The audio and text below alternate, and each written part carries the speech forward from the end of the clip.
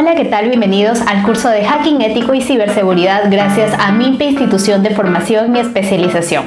Soy la ingeniera Claudia Reupo y te voy a acompañar a lo largo de estos 3 meses de clases. He estructurado el curso de manera que podamos aplicar todos los conocimientos adquiridos al mundo laboral. Primero, para iniciar vamos a definir los conceptos fundamentales. Primero, ¿qué es un hacker? Un hacker es una persona con ciertas inquietudes y capacidades que puede vulnerar su entorno y tomar control de este. Existen varios tipos de hackers. Están los hackers como tú y como yo que buscamos proteger a nuestra comunidad de delincuentes cibernéticos y que generalmente son auditores o están enfocados a la seguridad de los sistemas, encuentran un agujero en el sistema y le notifican a la víctima para que ésta tenga la oportunidad de arreglar las vulnerabilidades, de manera que si se topan con otro hacker sin escrúpulos, no puede explotar dichas vulnerabilidades. Por otro lado, tenemos, por ejemplo, también a los hackers de sombreros grises, que son aquellos hackers protestantes que atacan los sistemas gubernamentales, páginas gubernamentales. Esto lo realizan a manera de protesta en contra de las personas que se oponen ideológicamente o políticamente a ellos. Sus actividades son ligeramente cuestionables. Por otro lado, tenemos a los hackers de sombrero negro, los ya conocidos delincuentes cibernéticos. Con los hackers informáticos ocurre siempre lo mismo. Los más prominentes son los que van a ser reclutados por las grandes empresas de tecnología para reforzar sus sistemas de seguridad. Y desde este pensamiento subyace el hacking ético, que no es otra cosa que analizar los sistemas de seguridad de TI y simular un ataque de un ciberdelincuente de manera que puedan encontrar las vulnerabilidades. Entonces, el hacking ético va a realizar un ataque, pero la diferencia es que la empresa va a tener una constancia, va a ser notificado, va a tener un permiso que se va a ser recogido a través de un contrato, que la empresa va a tener conocimiento de la actividad que estamos realizando. ¿Por qué es importante el hacking ético? Es importante debido al aumento de las denuncias por delitos informáticos. Muchos de estos delitos son cometidos por los empleados de la misma empresa. Otro de los puntos por lo cual es importante el hacking ético es porque permite construir, gracias a los profesionales expertos, sistemas eficientes, de manera que pueda subsanar aquellos aspectos que tengan sueltos o abiertos, de manera que pueda crear sistemas completamente seguros. Otro de los beneficios es que nos permite ahorrar miles de soles o de dólares al nosotros reforzar nuestro sistema de seguridad. Por ejemplo, como en nuestra casa, cuando nosotros aseguramos nuestras puertas y ventanas, estamos realizando un tipo de inversión para asegurar lo que tenemos dentro de nuestra casa. Cuanto más cosas tenemos en casa, más valiosas, más reforzamos nuestra seguridad, de manera que nos permita ahorrarnos las terribles consecuencias de un hacker cibernético. Ahora quiero hablarles acerca de la ley sobre los delitos informáticos. Sé que muchos de ustedes son profesionales que se han inscrito al curso de manera que quieren adquirir conocimientos o especializarse en la rama de ciberseguridad o redes. Muchos de ustedes son ingenieros informáticos, ingenieros de sistemas. Sin embargo, estoy consciente de que pueden haber algunos alumnos que les pueden ofrecer ciertas actividades ilícitas, por lo cual les exhorto a que ustedes conozcan la ley de los delitos informáticos, que es la 396 o la 30171. En el Perú existe la DIVINDAT, que es la organización encargada de enfrentarse a este tipo de delitos, la División de Investigación de Delitos de Alta Tecnología. En este caso, por ejemplo, la ley sobre los delitos informáticos nos dice que el artículo 3 nos dice: atentado contra la integridad de datos informáticos, el que a través de las tecnologías de la información o de la comunicación introduce, borra, deteriora, altera o hace inaccesibles datos informáticos, está reprimido con una pena de la libertad no menor de 3 años y no mayor de 6 años. Ahora, yo quiero que tengan en cuenta que hay agravantes que puede tomar el juez en este tipo de casos, que son los agravantes en los que puede aumentar hasta 1/3 de la pena del mayor límite legal fijado para este tipo de penas. Por ejemplo, si se dan los delitos en cuatro tipos de circunstancias. Por ejemplo, una de las circunstancias es si el atacante realiza el delito siendo parte de una organización criminal. Otro de los agravantes es si el atacante realiza el delito aprovechándose de una de sus cargos privilegiados en el que tenga acceso a información privilegiada, es otro tipo de agravante. El tercer agravante es cuando el agente comete el delito para obtener beneficios económicos, y el cuarto agravante es cuando obviamente hacemos o incurrimos en delitos en contra de la seguridad o soberanía nacional. Les voy a dejar publicada la ley que se encuentra en el diario El Peruano. Les voy a dejar el link dentro del material del curso de Hacking Ético para que ustedes puedan revisarlo. En el examen que se tomará al final de cada clase se va a incluir este contenido, de manera que ustedes me aseguren que conocen todo el tipo de ley acerca de estos delitos informáticos. Por otro lado, vamos a definir los conceptos básicos para poder entender este curso. Si bien es cierto, vamos a ir de básico a avanzado, necesitamos estar todos al mismo nivel acerca de los conceptos básicos. Uno de los conceptos básicos a tomar en cuenta es la Deep Web. Seguro muchos de ustedes ya lo conocen. La Deep Web es un lugar virtual que contiene páginas o contenidos que no están indexados a los buscadores comunes como Google, Firefox, Bing o Yahoo. ¿Por qué no están indexados a este tipo de buscadores? Porque no cumplen la normatividad que ellos establecen para su contenido. Ahora, se dice que la Deep Web tiene ciertos niveles de navegación. Tenemos el nivel 0, que es el nivel de Internet visible, que en este nivel vamos a encontrar páginas que podemos encontrar en cualquier otro tipo de buscador y que no suponen un mayor riesgo. Por otro lado, tenemos el nivel 1. En este nivel 1 vamos a encontrar páginas menos conocidas y con temáticas específicas, pero siguen sin suponer un mayor interés o riesgo. En el nivel 2, que es el primer nivel de la Deep Web, para acceder a ese nivel tenemos que utilizar un proxy, y en este tipo de niveles vamos a encontrar por ejemplo, venta de productos de moral dudosa, o vamos a poder encontrar contenido para adultos, filtrado, o todo tipo de contenido ilegal. Por otro lado, tenemos el nivel 3 de la Deep Web, que es un nivel bastante relevante. Para ingresar a este nivel necesitamos no solo un proxy, sino también necesitamos un buscador alternativo denominado Tor, que es la Onion Router. Este buscador alternativo nos va a permitir hacer la navegación en este nivel, que se dice que vamos a poder encontrar todo tipo de hackers dispuestos a robar IPs como la tuya o como la mía. Por otro lado, tenemos el nivel 4, que en este nivel 4 es un nivel en donde se puede encontrar todo tipo de personas que se dedican al robo de la información. Podemos encontrar venta de armas, venta de órganos, venta ilegal de drogas. En este apartado se encuentran contenidos muy delicados. Por otro lado, tenemos los niveles 5, 6 y 7. Estos niveles son denominados las fosas de la Mariana, en referencia a las fosas de la Mariana, que son las fosas más profundas del planeta. Esto se debe a que, según se conoce, este nivel contiene archivos secretos de las agencias de inteligencia y contrainteligencia de las potencias del mundo. Por ejemplo, tenemos la SBR, que es el sistema de inteligencia ruso, el MI5, la CIA, o documentos importantes de la NASA. Para acceder a este nivel se sabe que se tiene que hacer mediante el hacking cuántico, las computadoras cuánticas, y un hacker que maneje la programación en nivel de experto.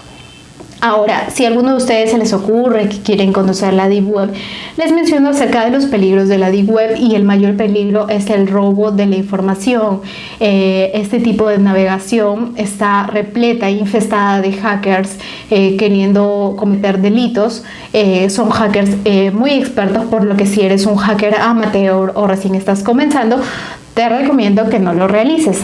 Sin embargo, hay hackers expertos que lo realizan, incluso realizan este tipo de navegación y solamente utilizan máquinas virtuales en donde no pueden acceder a sus cuentas y donde no pueden ser infectados. Incluso puede ser infectado por un virus. Las páginas no cumplen los requisitos estándar para navegación segura. Entonces, esos son los peligros de la Deep Web. Por otro lado, vamos a conocer otros conceptos. Tenemos, por ejemplo, hash. Hash es una función. Por ejemplo, tenemos un texto, aplicamos la función hash y nos devuelve un texto longitudinal.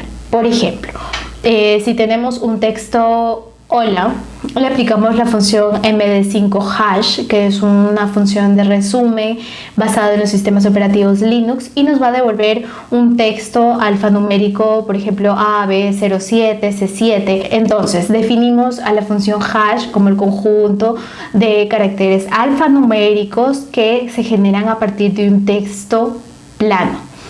Bien, ahora tenemos el término sniffer, que es un analizador de protocolos, que es un programa que captura las tramas entre las redes de las computadoras. Tenemos el malware, que se llama malware al software malicioso, que es un programa maligno, un código maligno, dañino, que generalmente es malintencionado. Cualquier tipo de software realiza acciones dañinas en un sistema informático y sin el conocimiento del usuario. Por otro lado, tenemos el término ingeniería social, que lo vamos a tratar también más adelante en el curso. En su sentido amplio se basa en la manipulación psicológica, es decir, va a intentar lograr que las demás personas hagan caso a lo que uno les dice. Por ejemplo, podrías manipular a un policía de tránsito para evitar pagar la multa de un vehículo mal estacionado. Es una ingeniería social obtener información, realizar páginas fraudulentas, por ejemplo, en el tema de cuando te envían phishing en un correo electrónico que te piden ingresar a tu cuenta. Entonces te dicen, por ejemplo, tú has recibido un giro, si quieres ver este giro, dale clic aquí, ingresa a tu cuenta electrónica, tú vas a ingresar a tu cuenta con tu usuario y contraseña y en ese momento has perdido tu cuenta porque ya han detectado tu digitación de teclado y van a poder acceder a ella. Es un tipo de ingeniería social. Ahora, el principio del mínimo privilegio. Por ejemplo, existen un montón de casos en las que las aplicaciones de nuestro celular nos solicitan ciertos mínimos permisos, por ejemplo, para acceder a nuestra galería de fotos, para acceder a nuestra cuenta de Gmail. En muchos casos hay aplicaciones, por ejemplo, como la aplicación de Linterna, no debería ni siquiera pedirnos un permiso para acceder a nuestra galería o ni siquiera debería pedirnos un acceso a nuestros contactos. Entonces, este principio de mínimo privilegio es un principio de seguridad informática que nos dice que se le debe otorgar la mínima cantidad de permisos a todo este tipo de aplicaciones. Ahora, defensa en profundidad significa las capas que nosotros ponemos entre el atacante y nuestra información privilegiada. En este caso, una defensa de profundidad podría ser un antivirus. La Bitcoin es un tipo de moneda online distribuida a nivel mundial que no obedece a las leyes tributarias de ningún país. Entonces no permite identificar a las personas que la utilizan, ya que es irrastreable y se puede prestar para ciertos delitos, desde lavado de activos o compra de productos ilegales. Los hacktivistas, como ya les había mencionado, son aquellos hackers protestantes en contra del gobierno. Atacan a los sistemas gubernamentales de manera que estos caigan, dejen de funcionar y de manera que los perjudiquen. Es un tipo de hackers protestantes. El strip kiddies es aquellas personas que no cuentan con formación técnica ni formación científica, simplemente tienen conocimientos de manera empírica y no son capaces de realizar una actividad específica como un hackeo de manera profesional. Bien, ahora vamos a conocer los tipos de ataques cibernéticos. Uno de ellos, por ejemplo, es la vulnerabilidad, que es el fallo o agujero del sistema de seguridad de TI, de web, de app móvil, que nos va a permitir tomar el control de cierto sistema. Por otro lado, tenemos el skimming, que es uno de los delitos más conocidos por la divindad en Perú, que es el delito de la clonación de tarjetas electrónicas. Por otro lado, tenemos también el exploit, por ejemplo, si tenemos un servidor Apache HTTP, y si tuviéramos una vulnerabilidad podemos tomar el control de este servidor gracias a un tipo de ataque denominado exploit. Tenemos los zero days. Por ejemplo, los zero days son vulnerabilidades que las grandes empresas no han encontrado en sus sistemas. Por ejemplo, Google tiene actualmente una inteligencia artificial que se dedica a buscar estos zero days, de manera que son vulnerabilidades desconocidas. Son muy valiosas para las grandes empresas, ya que estas pueden pagar millones a las personas que encuentran este tipo de zero days. Por ejemplo, Google, que busca constantemente con su inteligencia artificial estas zero days, las encuentra, las subsana y sigue funcionando correctamente.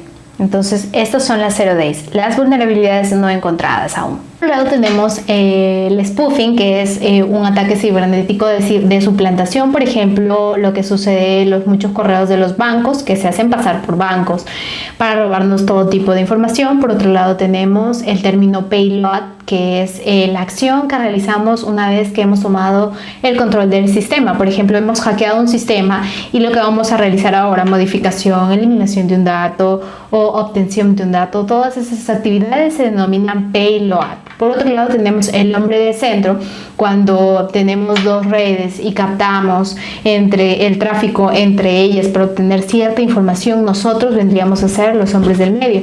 Por otro lado tenemos el término de fuerza bruta, que es el ataque cibernético, por ejemplo, cuando intentamos ingresar a la red social de otra persona intentando múltiples contraseñas. Ese es un ataque cibernético de fuerza bruta. Tenemos la denegación de servicio. La denegación de servicio, también conocido como DOS, es el tipo de ataque hacia una página o servicio para que éste se caiga. Por ejemplo, tenemos el DOS distribuido, que es una denegación de servicio distribuido. Es cuando hacemos o simulamos que varias personas se conecten al sistema en un mismo tiempo de manera que éste se sature y se caiga. Ese es un DOS distribuido. Ahora, por ejemplo, tenemos en Google lo que hizo una persona para probar un ataque cibernético es que Google Maps conectó varios celulares en una misma calle. Esos celulares pertenecían a una sola persona, pero estos celulares hacían o recreaban que estas personas estaban en ese momento en esa calle, de manera que Google Maps detectaba como que la calle era tráfico, había mucho tráfico, que desviaran su ruta a los carros. Sin embargo, era falso, porque solamente era una persona que había creado varias llamadas a través de varias conexiones a través de varios celulares. Sin embargo, la calle estaba vacía, no había ningún carro, no había tráfico. Y este tipo de ataques cibernéticos que Google detectó gracias a esta persona, ya fue subsanado, le pagaron muy bien a esta persona por haber descubierto esa vulnerabilidad. Y este tipo de ataques se llaman denegación de servicios distribuidos, porque se llamó a muchos usuarios, por así decirlo, para que saturen cierta aplicación. Ahora, la denegación de servicios de por sí, por ejemplo, es cuando nosotros hacemos que se caiga un sistema y deje de funcionar. Por otro lado tenemos el término spam, que es el envío masivo de correos maliciosos. Por el otro lado tenemos el phishing, que es la suplantación, cuando ya les había mencionado los correos acerca del banco que nos envían para obtener nuestra información. Y el phishing es lo mismo que el phishing, pero es a través de las llamadas telefónicas. Acciones a realizar: tenemos un bot, que es cuando tenemos el sistema bajo nuestro control. Tenemos el botnet, que es un término que hace referencia a un conjunto o red de robots informáticos o bots que se ejecutan de manera autónoma y automática. El artífice de la botnet puede controlar todos los ordenadores o servidores infectados de forma remota, todos al mismo tiempo. El rootkit, que es un conjunto de software que permite el acceso privilegiado continuo a un sistema o servidor sin ser detectado, ha modificado las raíces del funcionamiento de este sistema operativo y permite que no se le detecte en la navegación o modificación de datos al momento de estar realizando el hackeo. Por otro lado tenemos un ransomware, que es muy conocido, que es el secuestro de datos, que nos va a restringir, por ejemplo, el acceso a un disco. Nos lo va a restringir, nos va a poner una clave y va a exigir un rescate a cambio de que ellos nos liberen ese disco. Es muy conocido, es muy rastreado por la policía también. Se ha perdido mucha información gracias a este tipo de acciones del ransomware. El spyware, con independencia de cómo se invada el equipo, el spyware se ejecuta silenciosamente en segundo plano y recopila información o supervisa su actividad para llevar a cabo acciones maliciosas que afectan al ordenador y a su uso. Esto incluye, por ejemplo, registrar capturas de pantalla, pulsaciones de teclas, credenciales de autenticación, direcciones personales de correo electrónico, datos de formularios en línea, información de uso de internet y otros datos personales como los números de tarjeta de crédito. Ahora vamos a aprender las diferencias entre un troyano, un virus y un gusano. Muchas veces las personas piensan que solamente están infectados con un virus, mi máquina tiene un virus, sin embargo existen diferencias entre estos tres tipos de software dañinos. Por ejemplo, el virus se adhiere a un programa o a un archivo para poder propagarse de un equipo a otro e infectarlos a medida que se desplazan.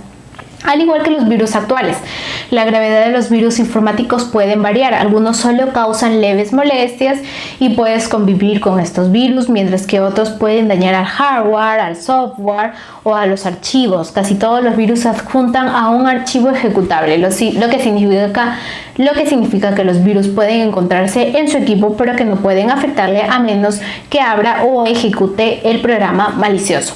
Por otro lado tenemos el gusano. Los gusanos se propagan de ordenador a ordenador, pero a diferencia de los virus tienen la capacidad de desplazarse sin intervención humana. Un gusano se aprovecha de las funciones de transferencia de archivos o de información del sistema que le permite viajar por sus propios medios.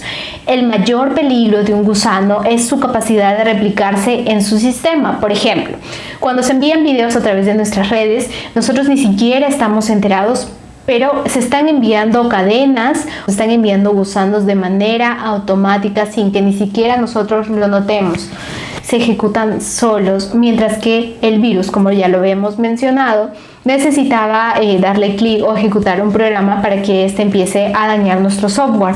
El gusano no necesita de eso, se ejecuta solo. Por otro lado tenemos el troyano, que no es un virus, sino es un programa destructivo que se hace pasar por una aplicación auténtica. A diferencia de los virus, los troyanos no se replican, pero pueden ser igual de dañinos. Además, los troyanos abren una puerta trasera en el equipo que facilita a usuarios, programas maliciosos, el acceso a un sistema para robarnos nuestra información personal y confidencial. Tenemos diferentes tipos de seguridad. Entre ellas tenemos la seguridad de software, la seguridad de hardware y la seguridad de capital humano. En el caso de la seguridad de hardware son medios físicos, dispositivos que pueden escanear un sistema o controlar el tráfico de red. Los ejemplos más comunes son los cortafuegos o firewalls, y también otros ejemplos son como los módulos de seguridad de hardware, que son los HSM, y los cuales suministran claves criptográficas para funciones críticas tales como el cifrado, el descifrado, la autenticación para varios sistemas. De entre los diferentes tipos de seguridad informática, los de seguridad de hardware son los que pueden proporcionar una seguridad más robusta, además que también puede servir como una capa adicional de la seguridad de sistemas importantes. Tenemos la seguridad de red, que se refiere a cualquier actividad diseñada para proteger mi red. Por ejemplo, en la seguridad de software, estas actividades protegen la facilidad de uso, fiabilidad, integridad y seguridad de red y de sus datos. Por ejemplo, tenemos los famosos antivirus. Por un lado tenemos la seguridad de capital humano, que va a ser establecido por la misma empresa, ya sean una serie de normas que deben seguir, de manera que, por ejemplo, una persona que ocupa un cargo no puede acceder a cierta información jerárquica que es ocupada por otra, o de manera que si esta persona vulnera su acceso o adquiere un acceso a una cierta información, no le permita seguir avanzando. Esa es la seguridad de capital humano. ¿Qué servicios ofrecen actualmente las empresas de hacking ético o de ciberseguridad? Tenemos, por ejemplo, los ejercicios de Red Team, tenemos los test de intrusión, la auditoría de vulnerabilidades, el web hacking, revisión de Wi-Fi y DLP, que es la Data Loss Prevention. En este caso, los ejercicios de Red Team son los más avanzados, y en este caso, por ejemplo, se puede utilizar un malware o, por ejemplo, realizar phishing a la empresa, de manera que el capital humano va a dar clic en el correo en el que vamos a mandar el phishing, de manera que vamos a vulnerar las tres capas de seguridad que posee la empresa. Es el más avanzado de todos los servicios que ofrecen las empresas de hacking, es el más completo. Se pueden utilizar vectores de ataque combinados. En el test de intrusión vamos a utilizar vectores de ataque. La empresa no necesariamente va a ser consciente al 100% de las actividades que vamos a realizar, de manera que los alcancemos o que los tomemos desprevenidos. Esa es la función del test de intrusión, con el consentimiento obviamente de la empresa, pero ellos no saben al 100% de las actividades que vamos a realizar. El alcance es limitado y el ataque se puede realizar en un periodo de varias semanas. Auditoría de vulnerabilidades, que es el procedimiento más básico que realizan las empresas de hacking a las empresas a las que les van a prestar el servicio.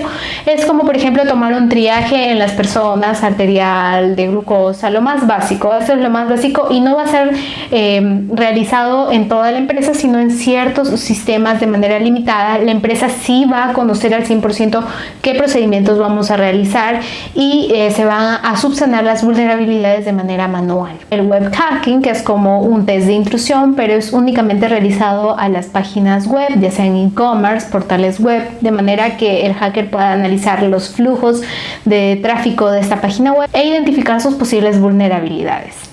La revisión de Wi-Fi es un servicio muy interesante para las empresas debido a que a través de los routers de Wi-Fi es donde se infiltran primero los hackers. Es muy importante que la empresa tenga conocimiento de todos los puntos de internet, porque puede ser que un empleado, sin haber realizado la información correspondiente, haya instalado un nuevo punto de acceso a internet que permita la entrada a nuevos hackers. La DLP, que es la prevención de pérdida de datos, es, por ejemplo, que las empresas tienen información sensible que es vital para el funcionamiento. Entonces queremos evitar que cualquier empleado desleal pueda manipular o eliminar dicha información. Entonces el DLP son herramientas que le sirven a la empresa para poder controlar a los usuarios. Por ejemplo, una de estas medidas que se puede tomar es que los empleados del área comercial no puedan descargar ciertos correos solamente con permiso para lectura, igual que para los archivos, al igual que no puedan copiar archivos a los USBs, que estén prohibidos los USBs, o que tengan estos un protector, o que la computadora no acepte ciertos conexiones de USB, algo que tenga permisos de ciertas personas de confianza. Estas herramientas son las denominadas prevención de pérdida de datos. Esta es la primera clase de hacking ético. Posterior vamos a seguir profundizando los conocimientos básicos dentro de las actividades que van a desarrollar. Van a leer el material que les voy a colgar, les voy a dejar también disponibles las diapositivas, van a realizar el primer examen introductorio y pueden dejar su comentario para conocerlos, en qué se están desempeñando, para poder saber un poco más de ustedes. Muchas gracias, y cualquier consulta la pueden enviar al correo hacking.mimpe@gmail.com y con gusto los atenderé. Gracias.